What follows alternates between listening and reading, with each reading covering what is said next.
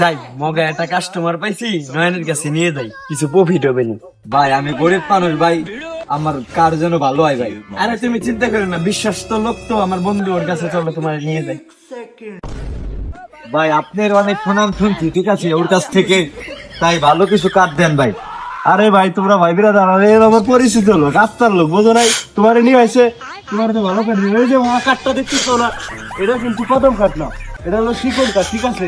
রাহি মনে করো যে লোকজন আসলে পরে ছয় কাঠা ছিটতে রাহি, তুমি তো কাছের লোক, তারপর কাছের লোক তুমি দিও 5 কাঠা দিও, ঠিক আছে? বেশি হয়ে যায় না? আরে কাঠ দেখো, তুমি ধরে দেখো, কালারটা দেখো মেয়ে, কি কোন কাঠ এটা? তোমার ঘর টিকবে না 100 বছর গ্যারান্টি, 100 বছর। আওয়াজটা দেখছে এই কাঠের কোনো আওয়াজ নাই এরকম। ওই যে হলো পরিচিত লোক।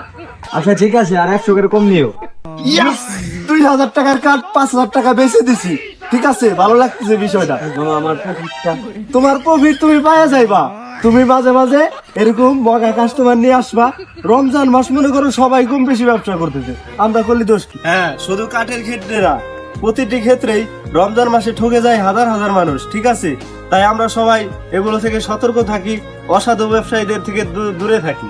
কিছু প্রতারক ব্যবসায়ীদের কারণে আমাদের সমাজে দিন আনা খাওয়া লোক তারা হাজার ভাবে ঠকে যায়।